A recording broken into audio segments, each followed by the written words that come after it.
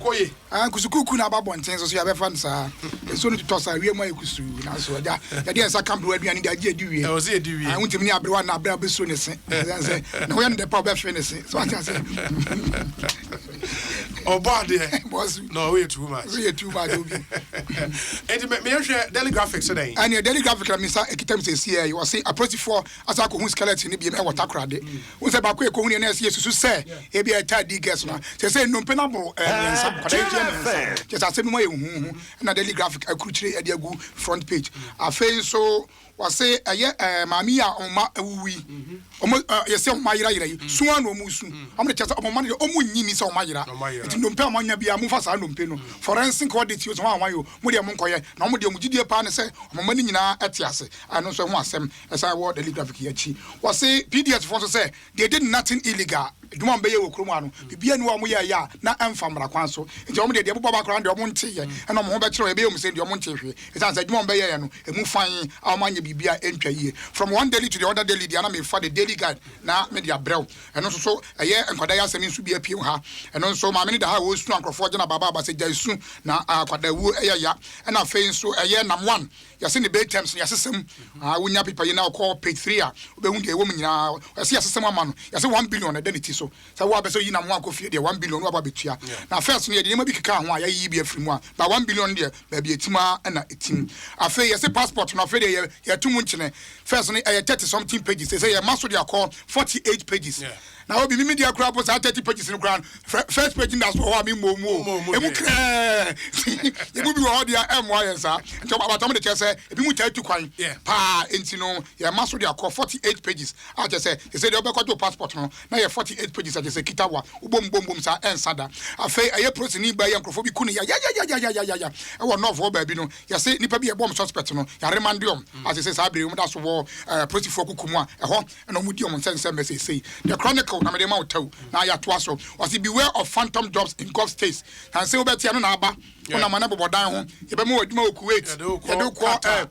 Qatar Libya ahi omo de chese aya mani hwe yie pa e ma titru na tako na za kwaye otie so omo yenko Libya e be dey so obekọ but e mani de esa ho kire ebu ha wa wo mienu ni kunkro hwe na wo hu no nti o ti Libya no amane kete so na wokọ ye se bi se bi ka frache bi mu ye omo se nkoa omo se dem ne bi omo se nwan omo be yeduma wiane asa lo ko omo ya ni yakun ye de wa che ball am nti enu ama hwe yie na obi ka sa asem ne trafo ni to form na hwe ni yie na story we so de be yon wa se doctor fo bi se betimi anka gantra 22 brand crofo boy ye ma ne liga and so bi ko bo se wa ye change say obi tonga nje obi tonga e je say ene ya ono ana ne dia nta doctor for say betimi anka aban no enya se ye chekire om no na obi de be problem say be kwa na chekire manko a ye nchi mema na ye nchi won mema nso so manko a asawani nko so say mai be jan sak no obi anko ha omo je mframa ko ti se obi be ba ka say o mema 40 mema 50 enti ye chidi anka nchi omiru nyina doctor for say ehun hia say be mena ye illegal na ye chekire nkrofo sa na ma no eno so ehun nsem e wo ha say ye say street lights na enya adwuma no bi musu say sika bi ye ntua ma no emma no yie enti to da bia na enya adwuma chronicle na de science nsem we aba betudwa na say so be hu say NLA ene aga kabom eso be ma loto no atomu nchene ama ban nya musika na de adwuma bebre so be ba na oru ani timu so ebo ma paso ma yade say mo padwuma ama Ghana for nam one release from police custody and the paper back so home back so see ya no the Ghanaian Times they say release no minim say be ye ni free police custody ye ko ba bi fufuro dia e bia ye you free police and just say ya ma obey and not just say ya ma obey bia na ye do ko ba bi fufuro and so ehun sense and so hwe bail conditions now say emu sesa kakra first no na or 5 sureties na 1 billion Ghana cedis but 5 sureties 3 to be justified there and not trying to say I can see amount 5 sureties 3 to be justified not just say e was send nipa miensa na ebeba no omo kire with physical property okay say ye wo saade we ye tumi atia sika no amonton mo betimi aton ba sisia no judge ne ka say 1 billion ne de on sesa no ba sa sureties no enye to be justified say nipa miensa eba na omonya ba be sign say ye di agina mu ama ukọ say eba se wudwane a and yes ankofo be no conform ya nkohwedwa ade bia and and what they were waiting for ne say sign nipa miensa be sign and I think so manya nipa no ma sign tina e be ka say yo na kufado na echi amawe bi wa no mo 100,000 Ghana cedi de echi ode mo no say sa amawe yo mo de brody wura ene brody ayi no stems so aye ta ai ma yi ko chima yi bia ana na do say da bi the offer you upon your piano. I feel you will be baby Kotoka, Yana Bro, and to 100,000. I'm from Boy Mana Mudino. Many of them because I bet me a condom credit channel. Yanyai, Yancha part in the moon. It doesn't say about Pebunsa, by sex, a choice. And you know, Sky say or condom won't touch a microphone. Kenya, and you're free. It doesn't a young for my one because even when I born a cry, I subsidize here work from the state. And I think some of these initiatives and interventions na ebeboa.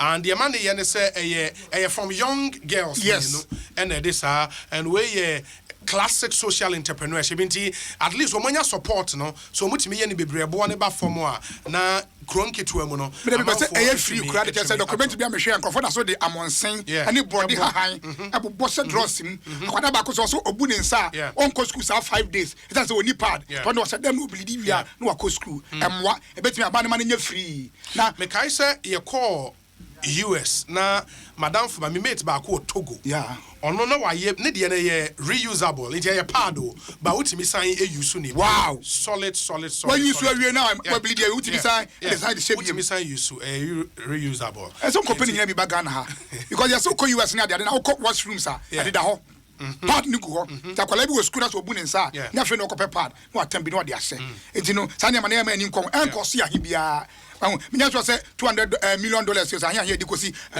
chamber ye dikoto party e betima yusu nyina kura bi e be gu osa and time if I was say a board ministry of business this is a good idea. It's a presidential pitch idea no where young people beba abe pitch your more idea na di obe win no o man panyia man 100,000 and to be no me na ba ye konya we presidential pitch and those were the winners and depending on the initiative no how we betimi scale how we betimi aboa man for solve problem and this is a great very good initiative na kufado ya da wase na wadwempa afia say NLA to create 10,000 jobs as it's not just 2 lotteries enti foforo na ya aba no ebe ma 10,000 jobs on kwa and aba kurumati wa uni adwuma ya no say church one lotto channel and they ultimate 1 2 3 cause 100 pay uni problem biem and a lot of funds some try for the whole Ghana mom try for lot of for ni me be because you antro no and also ehun asem and was the government to regulate recruitment into Gulf countries and also foreign ministry na foreign minister said ya yuko bochwe na ni phone da hai was say ya hwe mo bia anya ne ho allergy sankwala ni kogu Kuwait ni ade keke ya behwe odi omo kɔ he na omo kɔtena adwuma bɛ na omo kɔyɛ so want me satisfy sa ne mani nyina no a ye ma wo kwan ma wo fa obi ankɔ nkodi nsensem e wo ba bia and also ho asem na ɛwɔ the publisher achi na emre bi wo mu a ye fa bi nka bi ni so a ya de so Canada Japan asem na dwo awie no afa nu ama ne ho so no de obɛbɔ papa ama mawe bi akɔkyere ɛyɛ ɔsɔfo prophet Baduko bi apono papa ade kyerɛ untimi nti wa asɔre nkɔtɔ battery emu microphone mu ankeka asem bi a wo pɛ ta santefo de wa trouble asantefo de omo ware anom sane ma ko mu fie omo nya sika omo de ko fie minim obi onya sika odi ko gu wuram minim obi a tribe ko omo nya sika omo de ko wuram enti kana Japan se no de asem na o ma ne na obebɔ ma bi pa o ma kɔhwe Baduko bi papa isa asem o kai no wan kan ni no so kan asem kana Japan ai papa na asem na ya de but o ma ne ka ko bebra wa ka de ya nka kra because the challenge ne say what can they say ne say any obi fetchri ekoye bibi wa sorry dem wa na just say say about directly to you because una waka wo no kre amanfo amomakobu afọ say na isule die ikoye ya unse na amanfo ebo ne so boa say what come a warning say obadwuma mu omo no say na obi afo say e bia yemra say bedwum ni na okoye sa de no uti sa de na so no ya santini wa hu ono ye asini no free asin ono ye asin central member of parliament but I think also nipa otete no asantini ba na tete no he felt directly slighted by comment no but prophet ne so say the original no gina papa we na so den the whole world be won be na so desi Baduko bi da and just say papa ba ko ne ye bi akoya otiatia mi na one god and say odro oya pena be patch o se me patch o me na me kan sa boa papa o patch o kasem yes alabaster man papa no ono ko kase kwafo ya so ene asantefo ne ya Babylon anado ya ni bre ne ho so o dey rejoin that by e patch o so patch o papa we dey o se nya dey o be patch o da dan se ono Baduko bi dey so no se waka no kre enti o patch o na ono kre na nya o se no kre bi wa ya bad no kre oh yeah and no kre bi ya bad no kre so what you say we ko kase asantefo dey ware trouble je ya ware asantefo enye den ye nuamba bebe ya asantefo no so ye nuamba akro maduru aware stage omunya kunu ntimi yem da so bo makonhoma I me call all night go bomb saying I mean no madam no more now so just sorry them say ka fa che ka san semfu ya me ko so hwe ma ni ko si da ben it was awful we don't train sign yes we am train sign na bi e benya ho mere bia e be di ho nkomo and ho nsem e wo the publisher chi I feel say 4 dead bodies found with the kidnappers hey yes yes I ko hu 4 it say dem kwala na ka say 3 one na ma aka ho ma na 4 enti kwala na ka say 3 they say third say kwala no krampo a third body no free him so the police force say I was some yen hwehwemu to establish say yen kwala na say yen kwala na nza hwehwemu na chare pa because on go for 3 days 1 month 1 month somebody call forensic no e don so dodo abroche ye refi mu ye bia nkyere sa no say e ha nya bro na bi and go for from nana wait matter of important but the point is say to do sa DNA test we hear samples from family no ni ma me no osu onko ba bia otakura almost they will not cooperate with science was kasachre eno my take omo me antwe moja ne da bia kwa na atwe moja so utimi nyina akura timi de oh yeah omo timi de part enta wo fo no ne omo so yentu omo fo se sa mo pani ye pa de a omo cooperate na yentimi inform samples ne eva nko check we se ayo mana na sanya mo mana because yenti ase se no mpewe ba be ende takura di case no personally menti ase da se ko hunu no mpebi ne tra sa ne agya ne sa edan se Canada fo no koya na omo nante ti Ghana fo de mo nyi yenti ase e ma Ghana fo no enye no mpe eno so e ho nsem the publisher na the buy was say bank debt no bebre ye ba betuatua and also statement na kase was say ba betuatua bebre and regulation so wa di kan ho asɛmti yansa anka ho asɛm na me to aso dia na me fa the Herald na media to aso was defense minister wa kotua sika bia enye sika kuma akora no ye de koto military gogo so nyoma abeboa se be ya bambo nsɛm be twa yie pa okurumu ezan sɛ yantwɛn ma bibi nsi ansa a loan parliament approval for the defense minister omo koto nyoma de aboa Ghana Armed Forces na nyoma ni bi ye goggles are police soldier for hye ma utimi hu tri do bi se ba bi no kidnap obi kura no e no mo ka se ebo na ewo document call parliament no ebo mo twa to so mo de koto goggles no and a Herald air cano in osha $6,850 and according to Herald no goggles na nkasa boy yes $500 or so and some just kakra atoso ho ate kromo ade adwuma wo hani affairs ya no obi edi de Herald do ka kosisen aba bia ba affairs no de omudi ye wo kromo na MTN fo kosi dan ye de toto aba de na about times 2 times 3 and they so my omum agem pa no friend is saying affairs your friend affairs so ko ya de na se kakra da so and your friend affairs I was so come for terms the friend of affairs I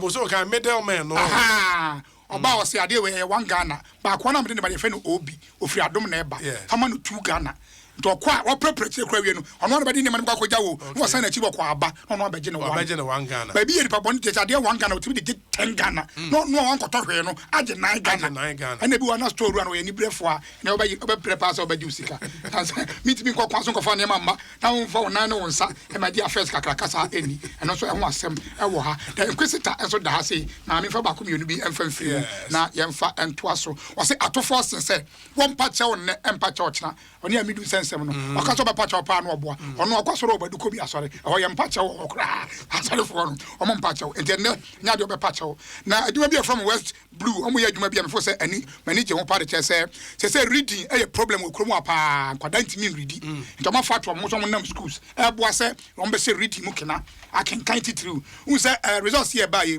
subject mu fail here by English yes it used to be mathematics.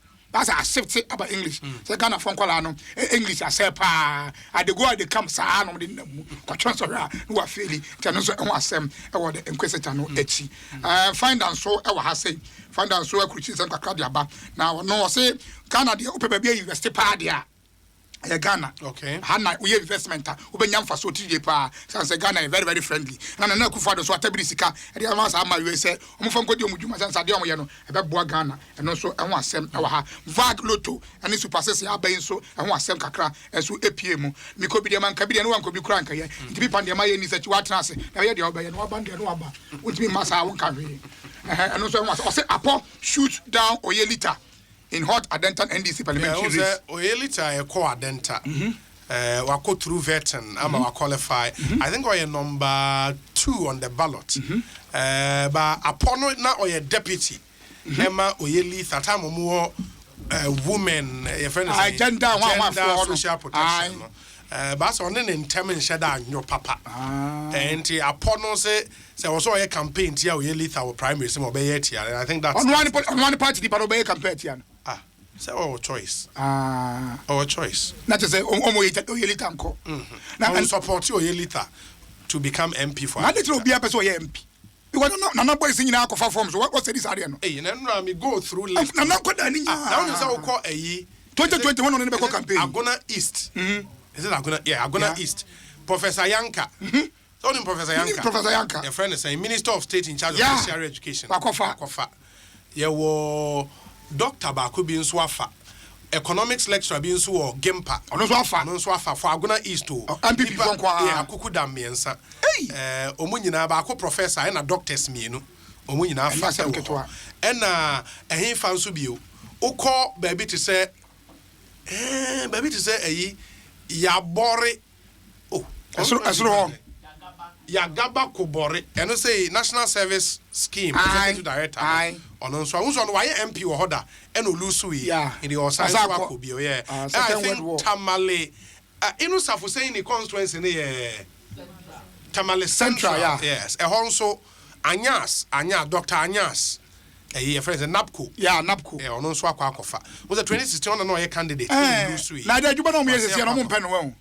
Adwuma de he no. Just some opposition in am na obi apese okoye MP san. Say MP no was security of 10 at least unim say 4 years. Hon assembly won no parliament. And I was at yi ba ko say S1 as Gracia. Yeah, obeje S Gracia. Ko ba kra odi ni nyina.